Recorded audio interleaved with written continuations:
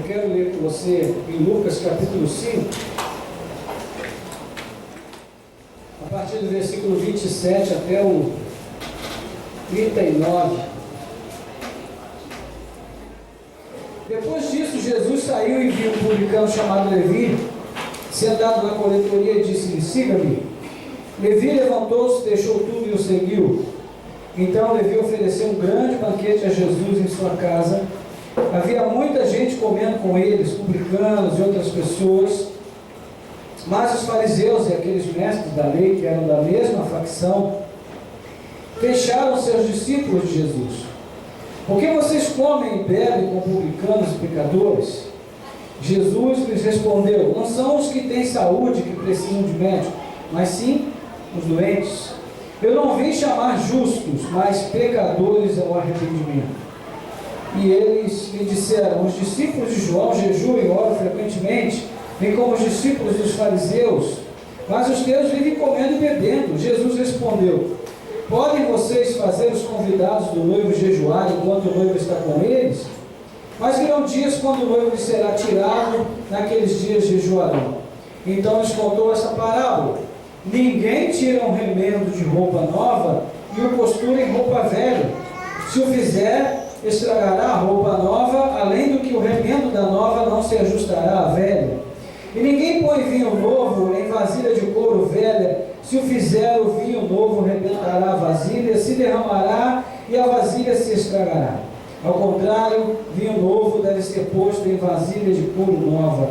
E ninguém, depois de beber o vinho velho, prefere o novo, pois diz: o vinho velho é melhor.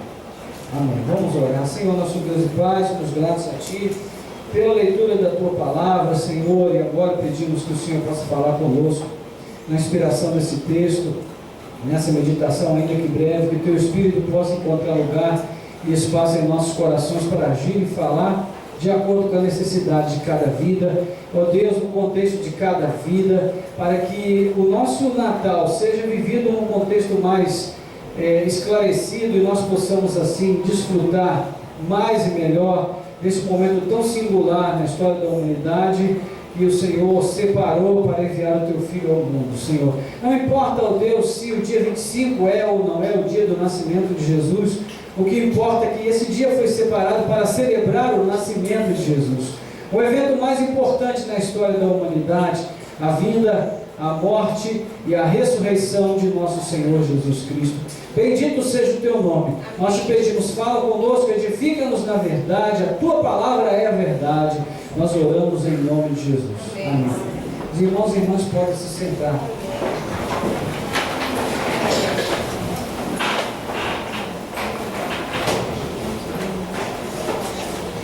Irmãos, nós estamos vivendo dias de muita apreensão em nosso país, de certa maneira no mundo inteiro, porque a manifestação de novos tipos de doenças vem trazendo preocupação a muitos, né? E o inimigo público número 1 da saúde dos brasileiros se tornou o Aedes aegypti, um mosquito que a gente não conhecia até bem pouco tempo e agora se tornou, né, um personagem extremamente conhecido da nossa cultura, e todos falam dele, a maioria fala mal, né? E todos têm preocupação com ele. Então, o que de mais prudente nós podemos fazer é cuidar para que não haja proliferação em nossa casa, porque a maior forma de combate desse mosquito é atacar justamente a sua reprodução, impedir que ele se reproduza, né? E qual é o ambiente que o mosquito usa para se reproduzir, irmão? Vamos ver se vocês fizeram a lição de casa. Água. Que tipo de água? Parada. Água parada. Esse é o ambiente que o mosquito escolheu para se reproduzir. Ou seja, todas essas doenças que hoje estão assolando a vida de muitas pessoas aí, estão provocando casos de microcefalia como nunca houve na nossa história, imagino eu, e que tem preocupado não só o Brasil, mas o mundo inteiro. Essas doenças estão nascendo num contexto de estagnação, num contexto de água parada, onde aquele vírus, né, vai surgir na sua forma mais essencial, que é o mosquito que o transmite. Então, eu vinha pensando sobre isso esses dias, e eu estava fazendo meditando um pouco a respeito daquilo que Jesus fala, a vida dos fariseus e saduceus, dos mestres da lei, que eram homens que conheciam a Escritura, que conheciam a palavra de Deus, que tinham domínio da Escritura, mas que permitiram que num determinado ponto da sua experiência com Deus, as suas vidas também se estagnassem. E nesse contexto de estagnação, surgiu, assim como esse tipo de inseto que promove a doença, que assola a vida de muita gente, os fariseus e saduceus também permitiram que na estagnação das suas vidas surgisse uma forma de religiosidade que passou a ser um verdadeiro motivo de opressão, tanto para eles quanto para aqueles que se tornavam seus discípulos, para aqueles que ouviam a sua pregação, o seu ensino, E infelizmente, irmãos, isso tem se reproduzido na vida de muitas pessoas, assim como os fariseus, os mestres da lei e outros aos quais Jesus condenou por sua religiosidade morta. Muitas pessoas têm permitido que a sua fé se torne uma fé morta, sem expressão, sem vida, porque permitiram que as águas de Deus, que devem fluir na nossa vida sempre, como uma corrente constante, se tornassem águas estagnadas, e suas vidas têm se tornado vidas inexpressivas, uma vida que não expressa o caráter do reino de Deus, que não expressa a vida de Cristo. Eu me lembro das palavras de Cristo àquela mulher de Samaria, quando ele disse para ela: aquele que beber da água que eu der, do seu interior fluirão o quê? Rios de água viva. Ou seja, haverá um fluxo, haverá uma fluência, e esse fluir que é promovido pelo Espírito de Deus na vida do homem, ele só pode acontecer se nós tivermos os canais do coração e da alma abertos para receber aquilo que Deus tem para realizar em nossas vidas. Há muitas pessoas que poderiam viver uma vida muito mais feliz, muito mais expressiva, muito mais significativa, se elas pudessem abrir o espaço das suas vidas e permitir que o rio de Deus pudesse jorrar e fluir. Porque, irmãos, a presença do Espírito está sempre agindo em nós. O Espírito Santo habita na vida daqueles que são de Deus. E essa presença é um constante fluir das águas de Deus que vem sempre em nossa direção. Agora, em muitos momentos da nossa caminhada, nós mesmos temos obstruído a fluência dessas águas, o fluir dessas águas em nossas vidas, e temos permitido que a nossa religiosidade se torne uma religiosidade morta, inexpressiva.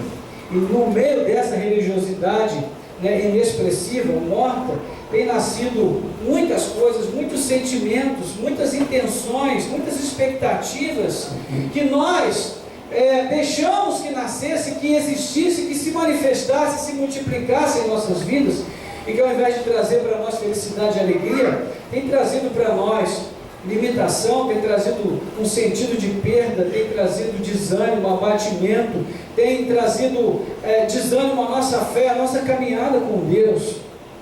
Quando uma pessoa está na igreja e ela começa a permitir que em seus corações, em seu coração, nasça e se reproduza sentimentos de vaidade, sentimentos de limitação que é provocada por um tipo de expectativa que foi frustrada, como o reconhecimento por algum trabalho feito, ou algum tipo de mágoa ou ressentimento por alguém que falou alguma coisa que não lhe caiu bem, esse tipo de coisa que começa a acontecer no contexto da igreja, essas coisinhas pequenas que vão tomando conta da nossa alma e vão roubando a nossa alegria na fé. Isso, irmãos, é um indício muito claro de que o nosso coração está sendo ocupado por essas águas paradas que criam um ambiente para a proliferação dessas coisas.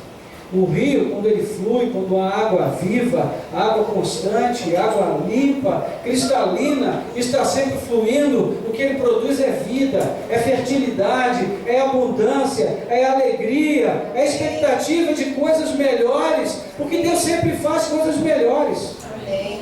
Agora, quando nós permitimos que a nossa vida se torne esse contexto de estagnação, então esses sentimentos pequenos, mesquinhos, mundanos até, começam a ganhar lugar em nossos corações, e é assim que muitas vezes aquela pessoa que foi tão efetiva na igreja, tão efervescente na sua fé, tão expressiva na sua espiritualidade, de repente começa a se tornar uma pessoa sem vida, sem vício, sem alegria, introvertida, abatida, né? Até o momento em que ela sente que não tem mais ambiente naquele lugar e se vai.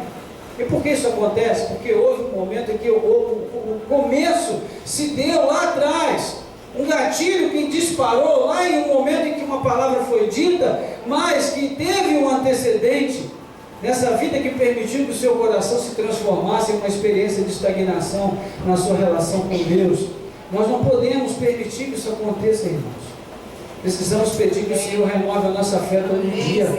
Precisamos pedir que o Senhor renove o nosso amor por Ele todo dia, o nosso desejo por Ele todo dia, porque nós somos assediados todo dia por uma série de coisas que nos limitam, que nos impedem, que nos atrapalham. O mundo está aí com uma série de ofertas e propostas de alegria imediata, de satisfação imediata, mas nós sabemos que na maioria desses casos, o preço a ser pago, na maioria deles, é a perda da nossa dignidade, é a perda da nossa ética, é a perda do nosso sentido, né, de pertencimento a um Deus que é santo e a uma igreja que vive num contexto de santidade, de pureza com esse Deus.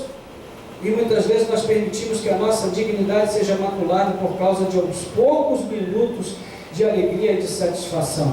Irmãos, isso não serve para nós. Nós somos um povo que recebe de Deus alegria sem a ajuda de alucinógenos. Nós recebemos alegria, né, ao mesmo tempo em que o Senhor mantém a nossa lucidez. O Espírito Santo ajuda em nós, Ele não promove uma alegria que tira a gente da realidade. Nós continuamos sabendo quem somos e discernindo aquilo que somos, recebendo essa alegria da parte de Deus. Existe hoje uma tendência muito grande, muito intensa no nosso mundo, e que vem se multiplicando na vida de muitas pessoas, na maioria das pessoas, que é o desejo de aparecer, de fazer sucesso, de ter espaço na mídia, de ser de alguma forma considerado no contexto secular por algum tipo de imagem que é veiculada nos meios de comunicação ou nas redes sociais, e as pessoas fazem de tudo para aparecer. Eu me lembro que na minha época de menino, nós vivíamos na ditadura militar, e eu me lembro das letras das músicas que eram feitas por compositores brasileiros. A música popular nunca foi tão rica quanto na época da ditadura militar, que era um momento em que havia uma reflexão muito profunda para que as músicas pudessem ser feitas com uma letra que fosse uma letra de denúncia, uma letra de protesto, mas que pudesse passar na censura. Então, a mente tinha que ser usada para que coisas muito fora de série pudessem ser feitas e pudessem alcançar o objetivo, né, que os autores propunham que se alcançasse. Mas a democracia veio, e com a democracia veio também uma embriaguez de liberdade tão grande, e hoje nós, enquanto povo brasileiro, não sabemos o que fazer com a nossa liberdade. E aquela riqueza que tínhamos no passado se perdeu e foi trocada por uma mediocridade que não tem limite, e a cada dia cresce e aumenta cada vez mais. E as músicas hoje que fazem sucesso, que estão nas paradas, são as músicas que têm um coro forte, né? Pirim, pará, pará, poró, poró, poró, alguma coisa assim, que todo mundo pega e parece uma doença, porque pega mesmo. E não precisa ter um sentido, não precisa ter uma razão, não precisa ter uma lógica, basta que o povo se agrade daquilo que é feito. Então hoje não há mais nenhuma preocupação com poesia, com beleza, com valor, com mérito daquilo que se faz, desde que faça sucesso, não é? E nós percebemos que esse contexto de mediocridade tem sido cada vez mais considerado pelas mídias, e tem ganho maior espaço cada vez mais nos meios de comunicação, e isso tem feito com que a vida de muitas pessoas empobreça.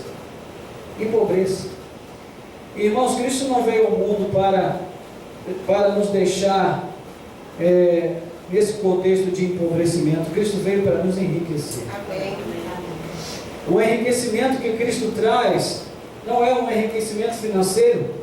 Ele também pode promover esse tipo de enriquecimento, ele pode promover abundante prosperidade na vida de uma pessoa se ele tiver um propósito para isso, mas o grande enriquecimento que Cristo quer trazer para a nossa vida é o enriquecimento de significado, de ter uma meta, um objetivo, um alvo na nossa vida que possa nos levar a construir coisas melhores, mais nobres, que tenham um significado maior, que sejam coisas duradouras, que permaneçam, que tenham sentido, que façam bem a alguém. E essa é a grande mensagem do anúncio da vida de Cristo. Cristo veio a esse mundo para fazer bem a cada um de nós, para enriquecer a nossa vida, para nos fazer sair de um contexto de pobreza, de limitação.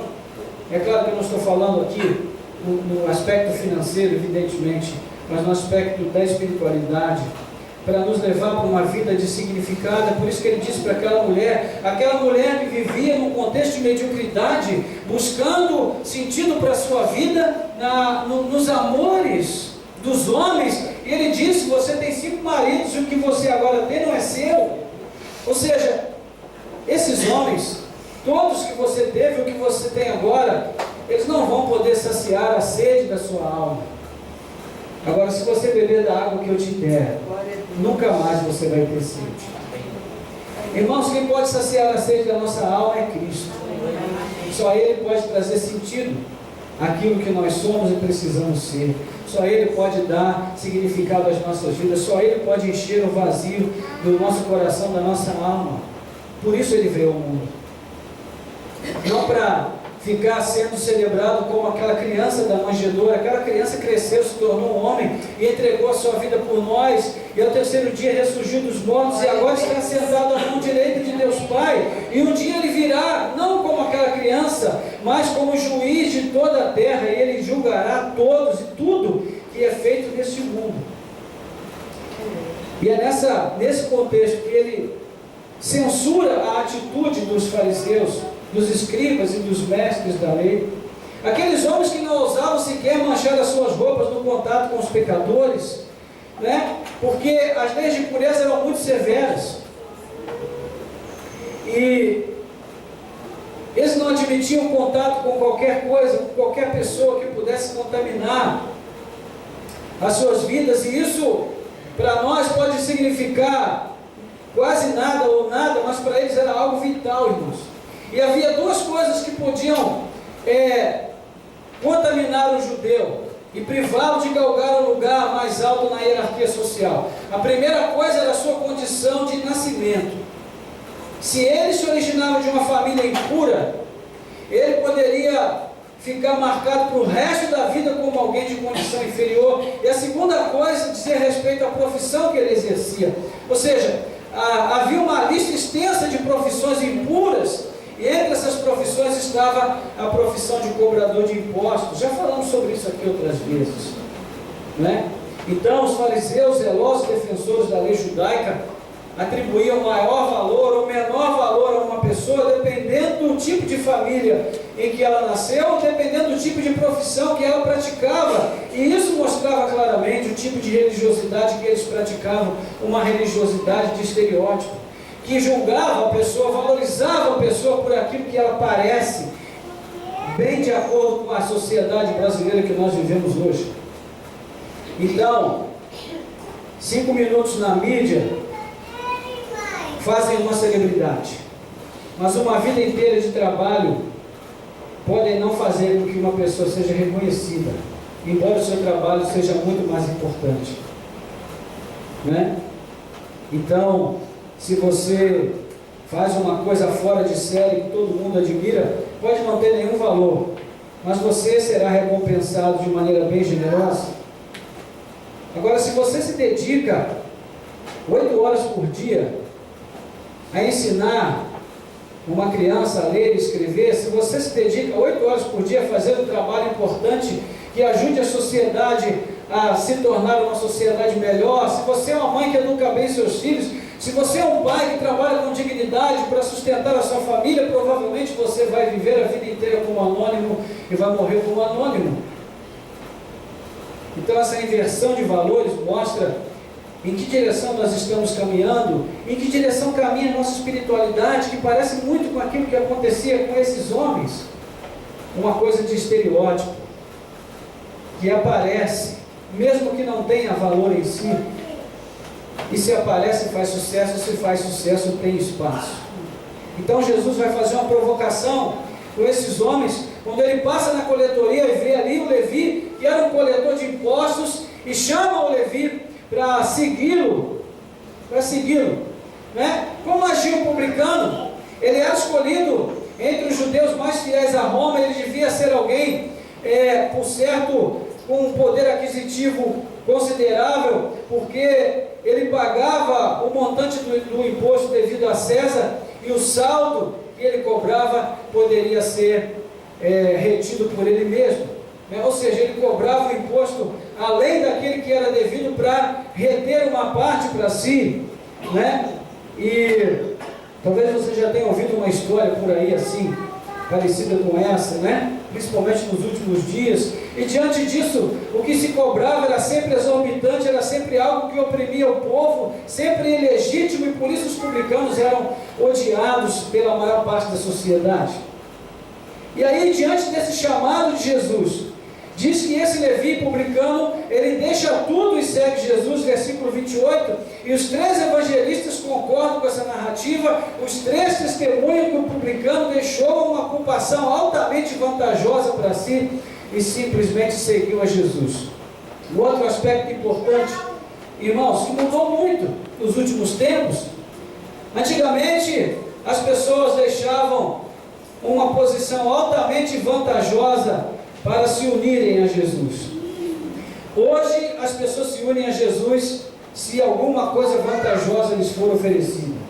É bem diferente do contexto em que Levi, né, e dedicou a sua vida ao Senhor. Então, dentro dessa perspectiva, nós olhamos aqui para o texto e vamos perceber que o próprio Mateus, no capítulo 10 da sua narrativa, no versículo 1, ele se identifica como um publicano, e o fato é que Jesus também vai somar a sua atitude, né, de chamá-lo, um impacto muito grande na vida daquelas pessoas que estavam ali, e perceberam que Jesus estava valorizando a vida daquela pessoa pelo que ela era.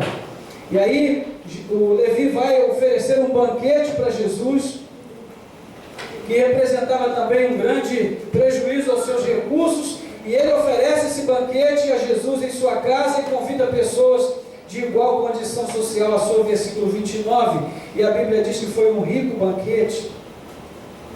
E aí nós vamos continuar a leitura, e vamos ver que a pergunta dos fariseus revela que eles eram incapazes de perceber o que Jesus avalia em alguém, o que Jesus procura na vida de uma pessoa, porque eles dizem, como é que você tem coragem de comer com publicanos, com pessoas de tão baixa condição social? Versículo 30, mas os fariseus e aqueles mestres da lei, que eram da mesma facção, queixaram seus discípulos de Jesus: por que vocês comem e bebem com publicanos e com pecadores?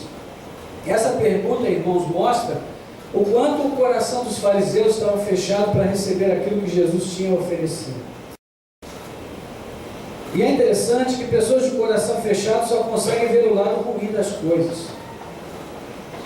Jesus afirma que se os olhos de uma pessoa forem bons, tudo ao seu redor será luz.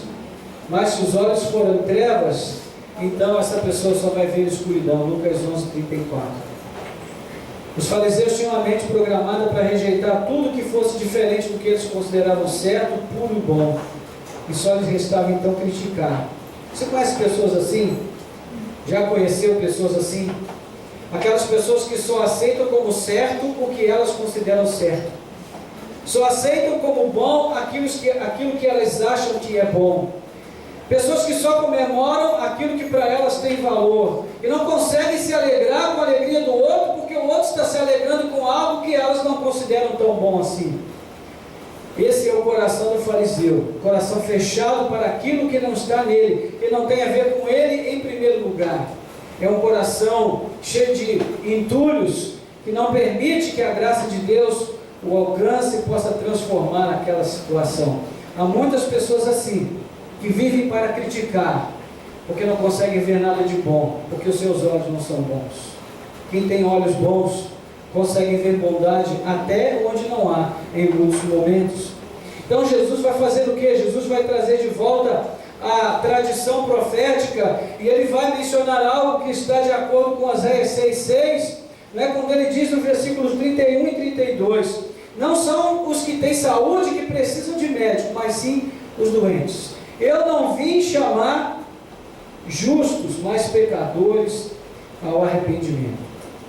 Então aqui, de acordo com o texto de Mateus capítulo 9, versículo 13, que ajunta essas duas expressões, né, com aquela de Oséias 6,6, misericórdia quero e não sacrifícios.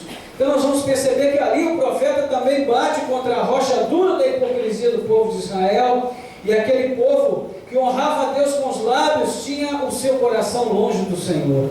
E é exatamente o que Jesus está levantando agora. Os fariseus sabem muito bem o que ele quer dizer. O perdão e a graça de Deus são para os humildes de espírito.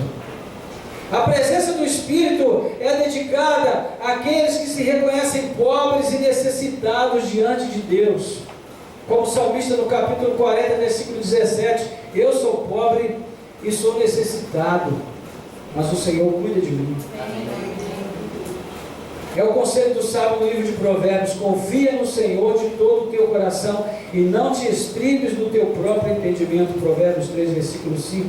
E já caminho de concluir, irmãos, o hábito de criticar, o criticismo pelo criticismo em si, a crítica não é má em si mesma, ela tem um objetivo às vezes nobre, e ela tem um sentido, e às vezes tem uma razão de ser, e é necessária, mas o criticismo por si mesmo, a mania de criticar tudo que não está de acordo com aquilo que alguém pensa, o cinismo, a hipocrisia, são coisas altamente contagiosas. E em muitos momentos os discípulos se deixaram levar pela manobra dos fariseus, e eles mesmos chegaram e disseram para Jesus: Senhor, não devíamos nós também jejuar? Porque os discípulos de João jejuavam. E Jesus então faz a pergunta: mas pode o convidado jejuar enquanto o noivo ainda está na festa? Ele não deve esperar que o noivo seja tirado, depois que o noivo se for, então ele pode jejuar, né? Aquela forma apenas aparente de religiosidade confundia os discípulos e também fazia com que eles perdessem o sentido da fé em muitos momentos. Mas Jesus trata de trazer de volta a realidade, né? Aqueles não eram ainda dias de jejuar, o noivo ainda estava com eles, mas viriam dias em que eles deveriam jejuar, e aí sim seria o momento oportuno. Então, irmãos, a questão não era o jejum em si, mas se a motivação de jejuar era correta. Jesus não nos pede que nós sejamos aquilo que as pessoas querem, Jesus nos manda ser aquilo que Ele quer. Eu não posso viver para agradar os outros, sem que eu viva para agradar a Cristo. Nós existimos para agradar a Deus. Diga para o seu vizinho aí: você existe para agradar a Deus.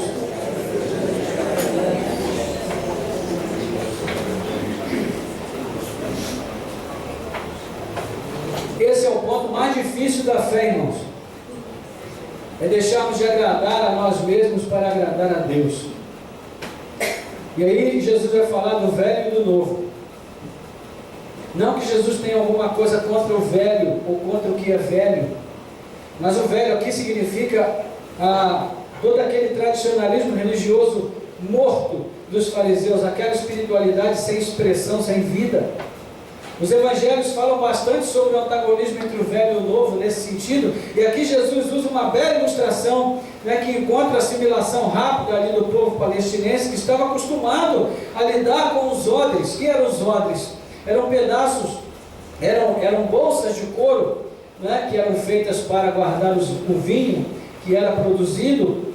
Eles estavam acostumados a lidar com a costura de tecidos. Naquela época não havia shopping center onde a gente podia comprar roupa toda hora, a roupa tinha que ser remendada o tempo todo. Eles tinham um ambiente muito familiar com aquilo que Jesus dizia. Então Jesus fala que não se pode colocar um pano novo, um remendo de pano novo numa roupa velha. Por quê? Porque o pedaço novo de fazenda, que ainda não tinha sido tratado, certamente encolheria bastante e rasgaria o tecido velho, caso fosse costurado nesse tecido.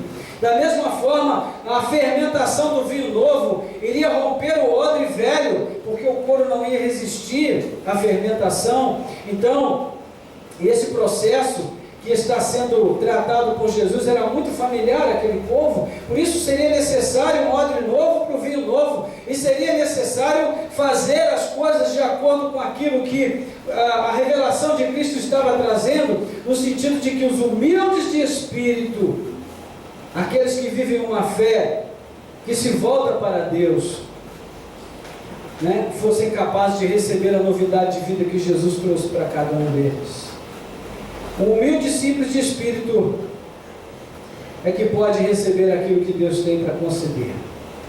Um coração ressecado, um coração fechado, um coração amargurado, cheio de autojustificação, de obras meritórias, essa pessoa não está pronta para receber a Cristo. Ela se torna justa para si mesma. Ela não se considera doente. Há muitas pessoas, irmãos, que vivem na igreja e não entenderam muitos anos e ainda não entenderam o que é a graça e a salvação. A salvação não é para quem pode, a salvação não é para quem merece. A graça de Deus é para quem precisa. A graça de Deus é para aqueles que Deus escolheu revelar. Ninguém que perdeu de vista a graça de Deus, irmãos, pode receber o que Jesus tem a oferecer, porque o recipiente da alma, o coração, está envelhecido. E quem para de aprender morre. E aqueles que são de Cristo aprendem todo dia e devem estar sempre dispostos a aprender. Existem pessoas na igreja que pararam de aprender. Acham que já aprenderam tudo o que precisam, que já são suficientes naquilo que sabem. Mas, pelo simples fato de pensarem assim, revelam que ainda não sabem absolutamente nada que precisavam saber.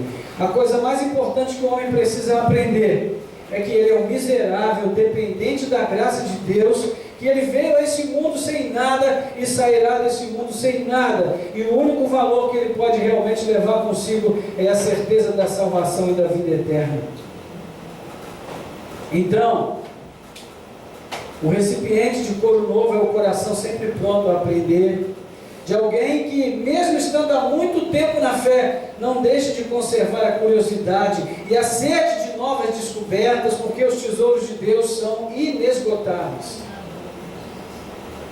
Talvez Jesus estivesse aqui insinuando que os publicanos tinham mais chance de receber o vinho novo, uma vez que não havia neles nenhuma alegação de justiça própria. Aquele que já se acostumou ao vinho velho rejeita o que é novo, porque o que é novo é desafiador, tira a gente da nossa zona de conforto, exige que a gente dê um passo atrás. O novo é ameaçador, mas eu quero dizer para você, se o novo vem de Cristo é coisa boa. Vale a pena o risco. Vale a pena o risco. Então, irmãos, o Natal, ele tem esse sentido de novidade. Veja que os anjos, quando eles anunciam o nascimento de Jesus, eles vão dizer que trazem nova de grande alegria, que será para todo o povo. A novidade mais importante que poderia ser trazida a este mundo, como nós falamos aqui pela manhã, é o nascimento de Jesus Cristo. Essa é a melhor notícia que se poderia ter, que alguém poderia receber. Eu tenho falado aqui pela manhã para os irmãos, deixe de assistir um pouco o noticiário, porque o noticiário deprime. O noticiário tem sido altamente deprimente, detrator da fé, da alegria de viver, do ânimo para trabalhar, Volte para o Evangelho. O Evangelho tem boa notícia. Amém. Tem boa notícia. Hoje pela manhã falamos do Salmo 12. né, que diz que aquele que tem um coração firme, teme ao Senhor, está confiante no Senhor, é um bem-aventurado, não teme as más notícias. Agora, se você ficar ligado em Cidade Alerta, né, e toda esse caldeirão, né, de más notícias que o mundo está hoje se acostumando a viver, você que ama assistir dois homens num octágono se socando e se ferindo até sangrar, até se mutilar, se você acha isso uma coisa boa de se assistir, você precisa repensar a sua vida com Deus, né? E depois, como é que nós vamos tratar os nossos filhos com gentileza? Como é que vou tratar a esposa com carinho? Como é que vou tratar o marido com respeito? Gente, o nosso coração precisa se encher de coisas melhores. Amém, irmãos? Amém. Nós precisamos de outras fontes de inspiração, porque Deus nos chamou para o melhor, Deus nos chamou para coisas mais nobres, mais preciosas, né? Eu costumo brincar que no domingo de manhã, eu que fui criado no tempo do telequete, hoje eu olho para essas coisas e fico pensando que eu fui um inocente. A minha infância foi uma infância pura diante do que acontece hoje, né? Então, nós precisamos repensar muita coisa e ver aquilo que está enchendo o nosso coração e procurar voltar a nossa vida para Deus, a nossa mente para aquilo que vale a pena. Celebre o Natal com alegria na sua casa. Prepare uma bela mesa com o que você tiver, com o que você puder, ainda que seja aquele franguinho, né, de televisão que você ali na padaria da esquina, mas se você estiver com a sua família reunida em oração, se você estiver em plena consciência daquilo que o Natal representa, então será um ótimo Natal para você. Natal não é comida nem bebida, irmãos. Natal é Cristo nascendo na nossa vida e vivendo em nós todos os dias. Você sabe por quê? Porque no momento da luta, da dificuldade, não existe nada que segure a nossa onda. Só Jesus é que pode nos manter de pé. Só Ele é que pode manter a gente firme no controle da nossa vida. Amém, irmãos? Amém. Louvado seja Deus. Fique de pé no seu lugar, nós vamos orar. Nós vamos orar, vamos agradecer a Deus pela vida das nossas crianças, dos pequenos, dos adolescentes que participaram aqui da representação, dos adultos também. Eu vou chamar vocês aqui, vamos espalhando aqui pela frente, ó, para poder caber todo mundo aqui. Nosso Deus e Pai, em nome de Jesus, queremos te louvar por essa noite. Obrigado, Senhor, pela representação que as crianças, ó Deus, proporcionaram aqui diante do altar. Senhor, te agradecemos pelo esforço de cada irmão que trabalhou, das pessoas que ajudaram para que o trabalho pudesse ser feito, as horas de ensaio, de dedicação, o tempo investido, Pai. Ó Deus, a correria, ó Deus, saindo do trabalho, às vezes apressado, vindo direto para a igreja. Nós te louvamos, ó Deus, pela vida de cada um desses que aqui estão. E te louvamos pelo esforço, pelo empenho de cada um. E te pedimos que o Senhor abençoe as suas vidas e multiplique as tuas bênçãos sobre cada uma dessas pessoas. Desde aquele que é mais jovem até o de mais idade, que o Senhor abençoe a cada um. Ó Deus, e derrame a tua graça, sustentando e livrando o Senhor também de todo o mal. Que os teus filhos e filhas possam permanecer no empenho de servir ao Senhor cada vez mais e melhor. E que todos tenham um Natal abençoado na tua presença, Pai. Nós te agradecemos pela tua palavra, Senhor, e te pedimos, ó Deus, em nome de Jesus, não permita que o nosso coração tenha lugar para água parada, Senhor.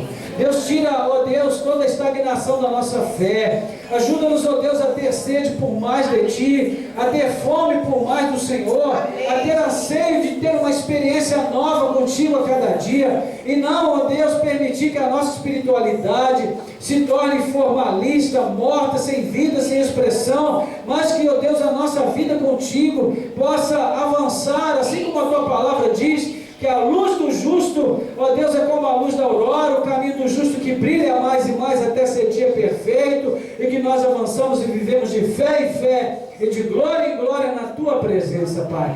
Em nome de Jesus, que o Senhor possa chacoalhar as águas paradas aqui nessa noite, que o Senhor possa fazer, ó Deus, efervescente, ó Deus, o coração de cada irmão e irmã, que o Senhor possa fazer com que o rio venha fluir novamente, que o Teu Espírito possa agir para tirar toda a obstrução da nossa alma, Senhor, e haja água corrente na nossa vida todo dia, para regar a nossa fé e transformar, ó Deus, a nossa vida numa vida frutífera e abundantemente, ó Deus, produtiva para a glória e honra do Teu santo nome. Pai, nós te pedimos que o Senhor venha derramar o Teu Espírito mais e mais sobre esta igreja, Senhor. Levantar um povo alegre, ó Deus, espiritualmente rico, cheio de boas obras, ó Deus, de uma vida efervescente na Tua presença. Derrama o Teu avivamento sobre este lugar e muda, Senhor, a nossa sorte, e que a mensagem da boa nova, ó Deus, a boa notícia do nascimento de Jesus, seja também para nós, ó Deus, o prenúncio, Senhor, de um nascimento de uma nova vida na Tua presença, Pai. Abençoa-nos, ó Deus, abençoa a nossa semana, abençoe o Natal de cada pessoa que aqui está, que seja um tempo de alegria, e que a mesa de cada família, o Senhor possa estar presente, celebrando com cada um, ó Deus, o motivo principal da festa, que é o próprio Senhor, vivo no meio do Teu povo. Louvado seja o Teu nome. Nós te adoramos, nós te bendizemos, nós te exaltamos, ó Senhor, em nome de Jesus Cristo, Teu Filho. Amém e amém. Louvado seja Deus.